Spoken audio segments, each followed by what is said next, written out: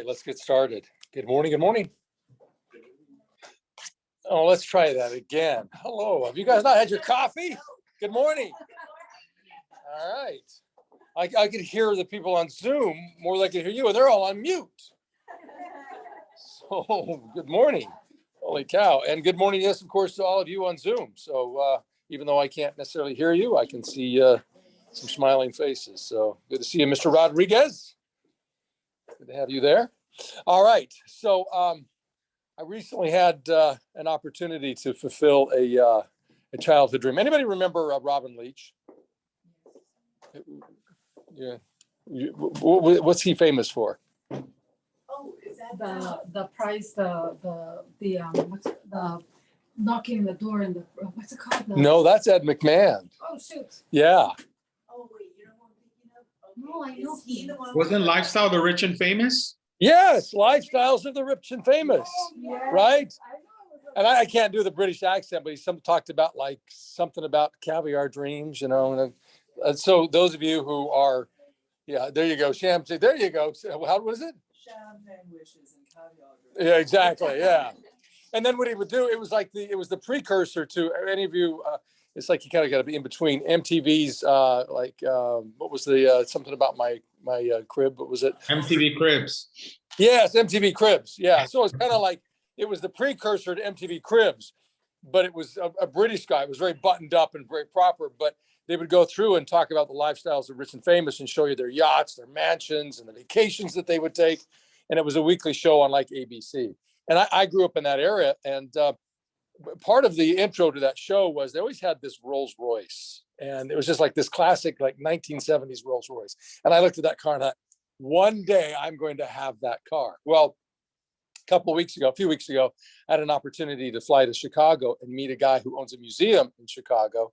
And he deals in Rolls-Royce motor cars. He's the number one seller of vintage Rolls-Royces of a specific type. It's called a Silver Shadow 2. And they made about 30,000 of those cars over the course of 15 years. They're relatively rare, I guess, given the fact that at this point, they're at least over 40 years old, and some of them as many as 55, close to 60 years old. And I decided that I was going to buy one. And I went to Chicago and I actually bought one. It was really cool. Now, you think, oh my gosh, it's a Rolls-Royce. And that's really cool. And my heavens, he must have spent a lot of money. No, I didn't. It wasn't really that expensive because old Rolls-Royces, quite frankly, don't retain their value. It's not that interesting in terms of price, but it's a Rolls-Royce and the thing's in mint condition. But the reason I share that with you is this. I want to talk about just formulas and specifically about systems. So you take a look at a Rolls-Royce. I mean, if I had said that I was buying a vintage Toyota, would your reaction have been a little bit different? If I had said I was buying a 45-year-old Toyota, not me smiling, like, yeah, maybe a little, would your reaction been a little bit different? It's like, why is the guy, not that impressive. Why is the guy flying to Chicago to buy a vintage Toyota, right? But the fact that I flew to Chicago to buy a vintage Toyota, it seemed a little bit interesting, right? Why is that? What is the appeal there? No, for the Rolls-Royce. Yeah, the name, the brand, but why specifically? Okay, it's valuable, expensive, right? I mean, especially in the day. I mean, that car was probably about $65,000, and you could buy a house in California for probably about $35,000, right? So the car costs more than the average house. Well, could you pay that much for a Toyota, the cost of an average house?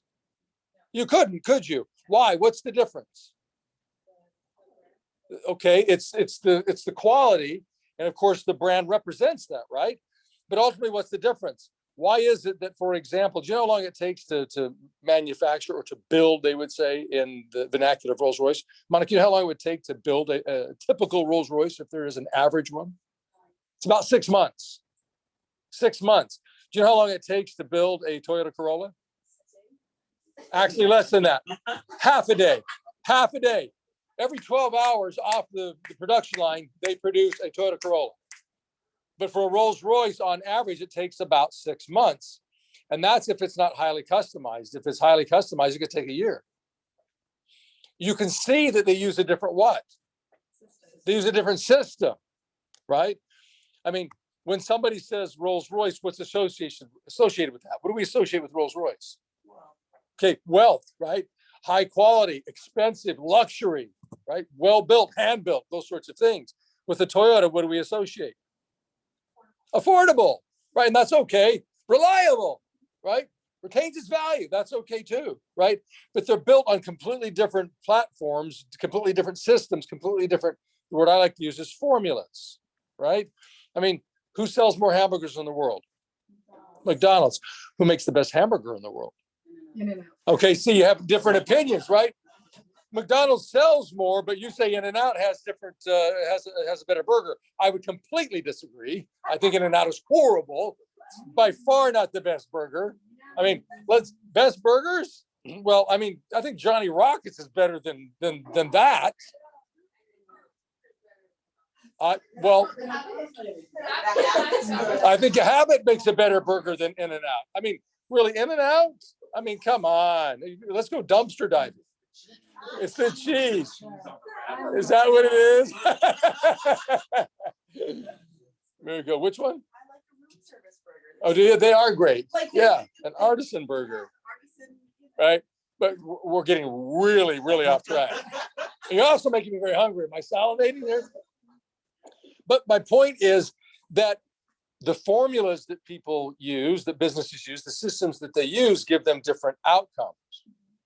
And if you take a look at the profession of real estate, you can see agents within the same marketplace who get wildly different results. Some agents who will sell a couple hundred homes a year, whereas the average agent will struggle to sell 2 or 3, right?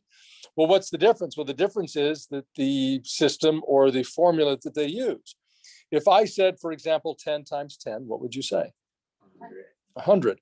If I said 5 times 5, what would you say? 25. If I said 3,772 times 666, what would you say? Yeah, say, where's my calculator? But if I didn't give you a calculator and I gave you a pencil and a paper, what would you do? You would do the math using a what? The formula. If you understand the formula, you're going to come up with the correct what? Correct answer. So my point is this: are you recognizing what the formula for success is in real estate and leveraging it? It's not a question of whether or not you know the answer. You don't need to know the answer. What you need to know is the what? The formula. And if you'll leverage the formula, you'll get the right results. And for Rolls-Royce, in terms of what they're trying to accomplish, the highest quality car you can buy, right? Luxury and all the things we associate with it. They implement that, they leverage that formula, and they come up with a car that you'll pay $500,000 for. Whereas for a Toyota Corolla, you'll pay $22,000. They're effectively the same thing, but are they the same thing? They're not. I mean, you got Agent A who sells 3 homes a year and Agent B who sells 200 homes a year. Effectively, they do the same thing, do they not? They help people buy and sell homes, but are they the same thing? They're not. Wildly different results. So, you know, we read every morning in Morning Ascent, the 12 steps to the summit of success. And I want you to think about this. There are 12 steps. It's like your airline pilot. Ever been on an airline, a commercial airliner, where you see the pilot looking at a placard or checking on, it's like a clipboard, it's metal and it has notes on it. Have you seen that before? You know what it is? It's their checklist. It's the formula that they follow every single time that they get in a plane and take you to your destination. They have a process that they follow. It's the very reason that on average that it's safer to fly in a plane than it is in a car, because commercial airlines are required by the FAA to follow specific formulas every single time without exception. And because they do that over time consistently, they get great what? Results, and they take you to your destination safely. So I just want to go through these what we call the 12 steps to the summit of success. And as we go through these, gang, what I want you to do is I want you to assign a value on the scale from 1 to 10. 1 meaning nope, not at all. 10 meaning absolutely. Do you do this? And then what I want you to do is the possible score is, if 10 is the highest, what's the possible total score? 100 and Well, sorry. it's called a formula. 120. It's okay. You haven't had your coffee yet. It's 120. What I want you to do is just total it up at the end and then assign yourself a percentage grade. We can go through that, the math on how to do that. But I want you to give yourself a grade as to where you are relative to this formula. Because when George and I started the company 13 years ago, this coming May, we sat down and said, well, what would be the formula, the steps that agents would have to take in order to be successful? And this was the steps that we put together. These were the steps that we followed. These were the steps that we had watched other top producers who'd come before us follow. And we just simply took that formula and we made it our own. We didn't invent it. We just said, okay, if that's what we see others doing, and then we look back at what we did, we isolated those things and we said, therefore, we know that that's the formula. Then what we're going to do is create an organization and an environment that teaches and coaches on that. So let's just look at this. This is a 12-step formula with minimum standards, which when followed with exactness in a positive environment, guarantees 24 plus transactions annually and unprecedented personal growth and achievement. And I would tell you the 24 plus is a guarantee. In my mind, that's laughable, because I know agents in our company who follow this to a T and sell 200-300 homes a year. So the 24 is like, that's laughable. That is like a minimum standard. Number one, I dedicate 1 hour daily towards building and protecting my self-confidence. I just want you to think about just the last week, even just the last couple of days. How much time have you spent in the last couple of days in dedicating time to protecting and building your self-confidence? What grade would you give yourself? Just assign a number there, okay? Remember, the number one conversation that any of us will ever have in the business of real estate is not with buyers or sellers. It's going to be with ourselves, the conversation that we have with ourselves. So are you dedicating 1 hour daily towards building and protecting your self-confidence? Number two, I practice and internalize my sales skills for a minimum of 1 hour each day. Do you know what the ratio is between time off the gridiron, in the gym, outside of regulation time that an NFL player will practice for every minute they actually play in regulation? Did that question make sense? So the amount of time that they spend off the field outside of a normal game, out of regulation time, do they spend relative to the amount of time that they actually spend in a game? Do you know what the ratio is? It's something really crazy. Like It's very crazy. What would you say it is? 90-10? So for every 10 minutes on the field, they're spending how much time off the field? Are you talking about practice versus game, or are we talking? Correct. Practice and preparation versus game time. Practice, 10%. Okay. And what would you say? I thought it was for every minute there's an hour of practice. Yeah. So it's like a 60-minute game. Yeah. Like 60 minutes on the field would equate to like 60 hours off the field. Yeah. So here's the ratio. No, it's great. No, you've explained it very well. This is the ratio. For every minute on the field in regulation time, they spend 43 minutes off the field practicing. So it's a 43-to-1 ratio. Let's make it in starker terms so we understand it. 43 hours off the field for every hour on the field. Right. Wow. Like, are you kidding me? But that's what it takes to be the best of the best in the NFL and earn the sort of dollars. Yes. Lorraine went like this. Yes, that's what you have to do to make the money. And I take a look at the top producers in our company and the amount of time that they have spent over the course of their careers to become as skilled as they are. It's a phenomenal number. They say that kind of the magic number in anything that you do, whatever your profession is, whatever skill it is, it's about a 10,000 hour rule to master it. So my question for you is, how much time are you dedicating on a daily basis to master your skill of communicating and leading people? There's a direct correlation between your level of skill and the amount of money that you make. Would you agree with that? In anything that you do, including real estate. I practice and internalize my sales skills for a minimum of 1 hour each day. Where do you find the time to do that? For me, because I have a long commute, because I live in LA, I make certain that on the way here and on the way home, guess what I'm listening to? Earl Nightingale and I had a great conversation this morning. It was about an hour. Are we counting morning Ascent and Rolls-Royce? Yes, because yes, absolutely. Yep. Okay. Number 3, I contact my sphere of influence by mail, by phone, and or in person, and by email quarterly. Again, assign yourself a grade relative to how well you're doing that. Contacting your sphere by mail, by phone, and or in person, and by email quarterly. In other words, having an SOI system that you leverage consistently to maximize the returns you can get from your sphere of influence. And Akme's she's kind of wincing like, I don't do all of that, right? How many of you, let's just be honest, how many of you do all of that was just outlined there? See, it's so interesting that I find that is the case.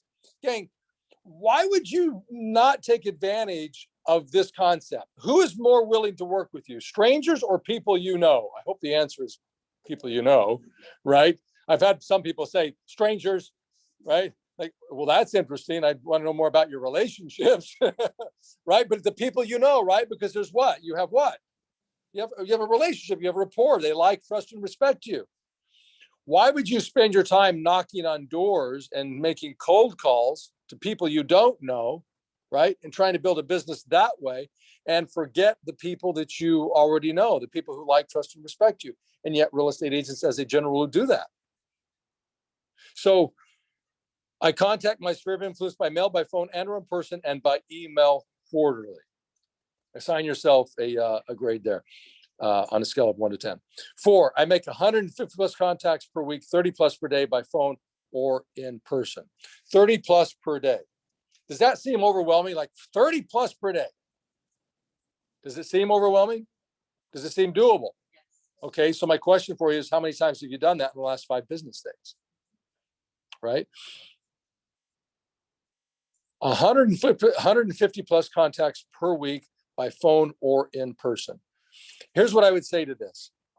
What I have found personally, Monica, but also what I have observed in coaching and training agents over decades is this, that if you will commit to a particular set of standards and stick to those set of standards 80% of the time, you'll get 100% of what you want.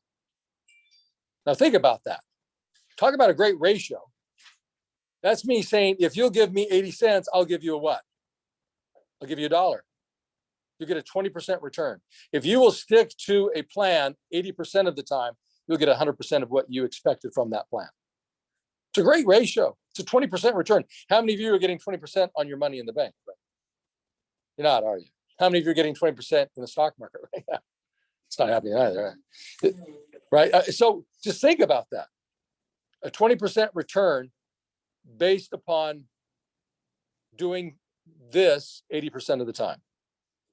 Making 150 plus contacts per week by phone or in person. Number 5, I follow up with all of my qualified leads daily. Here's what I would say to that. Give yourself a ranking there, 1 to 10. 75%, Veronica, of the business that you will do in real estate will come not through the initial contact, it's going to come through follow-up. 75%. So if you take a look at your marketplace and all the opportunity that exists within your marketplace, if you don't consistently follow up, you reduce the size of your market and the opportunities by 75%. It reduces by 75%. But if you will make those calls, those follow-up calls, you increase your chances by 4-fold. In other words, it goes from a 25% chance if you don't make the calls, right? And increases it by 4-fold. Would you like more opportunity? Okay. Then make certain that you're following up. Do you have a system where you follow up consistently with leads that you generate? What I find agents do, it's just the metaphor that I like to use, and you explained this, I think it was you explained this recently, the metaphor that I use or the analogy that I use. Imagine that we were all an owner of a gold mine, and we go into the gold mine and we start to mine. We have our picks, our shovels, our axes, and we're getting all of the rock and the dirt to slough off of the walls of the of the gold mine. And we find a gold nugget. We look at that gold nugget, we realize it's gold. We don't know how pure, how much is there. And we take it, we put it on the ground right next to us. Just take it and put it right on the ground. And then we continue to dig. And a couple hours later, we find another one. And we take it and we look down and realize that what's there in place of the gold nugget? All the dirt and all the debris that's left off. Because we didn't take that nugget that we first found and put it in the pouch that we should have, right? And then follow it up with that later, taking it to an assayer to say, okay, here, I found all of these nuggets. What are these nuggets worth? What's the potential here? It would be like doing that. Would we be profitable as mine owners, as a gold mine owner, if we took the approach of just setting the gold nuggets aside? And of course, the answer is no. We would have to take those nuggets and take them to the assayer, get them assayed, and then convert them into what? Into money. How many of you are generating leads and then just setting them down, writing them on a piece of paper, and then forgetting that they are there, but then the next day making calls to generate more leads to do the same thing? It makes, bless you. It makes no sense, does it? Say no. And we bless you. And it's nothing to sneeze at. You keep sneezing at it. But I'm telling you, it is so important. And you get frustrated because there's not enough business. You can't find listings. You don't have buyers who are motivated enough, the type you like to work with, because we aren't following up with the leads that we've already generated. And we're constantly in this battle to go out and find a new lead, and not doing what the chicken understands. That when the hen lays an egg, what does she do? She sits on it and she incubates it. So it gets to a point that it hatches. You have to hatch your leads, gang. If you're not hatching your leads, you're in constant search for eggs that you'll never sit on, that never turn into anything. So I just go back to that point. I follow up with all of my qualified leads daily. 6, I set 5+ new appointments per week with buyers or sellers. Let's not complicate things. Well, John, you're saying 30 contacts a day. Yes, I am. But here's what I would say is I'm not so much concerned about the number of calls you make or the number of contacts that you make. What I'm most concerned about on a daily basis is the number of what? The appointments that you set. And why couldn't you just simply, like Rolls-Royce, have a minimum standard and say it has to be built to this standard? And if it's not acceptable. How about a minimum standard of I just set 1 appointment a day? I don't need to call 30 people a day. I don't need to talk to 30 people a day. All I need to do is set what? 1 appointment a day. And if it takes me 5 calls to do that or 50, that's my standard. And the cool thing is the more calls that you make and the higher your skill, guess what happens to that ratio of the number of calls that you have to make to the number of appointments you set? It increases. It's a beautiful thing. So again, rank yourself on that on a scale from 1 to 10. 7, I completely pre-qualify 100% of my appointments. It's pretty self-evident. I would just say, look, over the course of my career, there were times where I did not do that. And I found myself, remember one instance, Lorraine, where I was sitting with someone I thought was the seller of the home, come to find out that she was the mother-in-law who was suffering from dementia. It took me about 10 minutes to figure that out because she really carried herself pretty well. But the point where I realized that she had dementia and that this was not her home, I said, what am I doing here? Well, how the hell did I get here in this situation? It was crazy. It was surreal. And I realized because I didn't ask enough questions over the phone, I was so excited about the appointment that I just rushed out there to have this conversation with this woman, coming to find out that the daughter and the son-in-law were off to work and mother-in-law and mom was at home, and she had this idea that the family needed to move because they didn't like the house and they wanted to sell it. I know it was surreal, really weird, because I didn't pre-qualify. The amount of time that I spent on that, of course, was ridiculous relative to the return that I got on it. I did learn a lesson, didn't do that again, but I asked the question, are you completely pre-qualifying your appointments? Are you wasting your time sitting down with people who are not qualified financially or mentally or emotionally to move forward to actually do something in today's market? Number 8, I have an appointments attended to listing taking ratio of at least 50% or greater.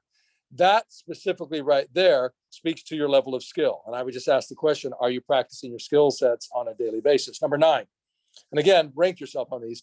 9, I call on my sellers weekly and reduce all listings every 3 weeks, a minimum of 5%. I'm not going to spend any time on that because if you have issues right now in today's marketplace by overpricing your listings, we have a much bigger problem.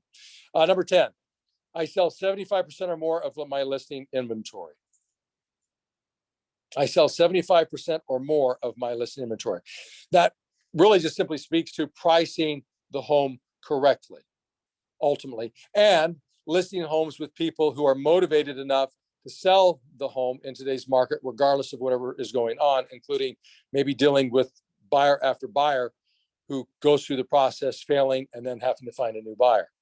Just a very interesting note on this one. I don't know how many of you have heard me say this, but I remember Rosie Wilcox shared with me a story last year about this. She said, my belief and my interpretation of that point number 10 was this, that I sell 75% of my listing inventory meant that I double end 75% or more of my listing inventory.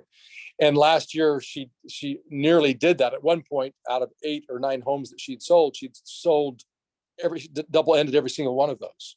Every single one of them of her listings she had double ended. And she had mentioned to Sam Bell, she said, I finally did it. I finally did point number 10 on the 12 steps to the summit of success. I sold 75% or more of my listing inventory. And he said, that's not what that means. And she said, what do you mean? That's not what it means. And he said, that means that you sell 75% of any of the listings that you take, meaning that it sells, whether it's sold by an outside broker or by you. And she said, are you kidding me? And he said, no. She said, well, I thought it meant that I double ended at least 75% of them. And she said, are you? And she used the expletive, are you kidding me? And he said, no. And he said, but the good news is that you did that, right? So, but are you selling 75% or more of your listing inventory? In this market, you better be doing that. Number 11, return every sign, call, and contact every buyer lead within 2 hours of inquiry. We really should update that. I mean, that was the case 10 years ago, but in today's marketplace, if you're not getting back with people within minutes, you've already lost the opportunity. Okay. And then number 12, finally, I only work with highly qualified buyers who've been pre-qualified with a mortgage lender and have signed a buyer broker agreement. Man, if there's ever been a market where this is important, it is this market. Is that not true? Because it's tough enough to work with buyers in this market, given the fact that there's low inventory. But if you are not getting them pre-qualified, in fact, if you're not using the Everest Advantage with Inspiro, my opinion is, are you suffering from brain damage? Because it makes zero sense to work with a buyer in today's market and not getting them pre-approved through the Everest Advantage. So as we go through that list, add up your total score and just see what your total score is out of 120 potential possible. Some are smiling, thinking, oh, that's pretty good. And some of you are shaking your head like, this is bad.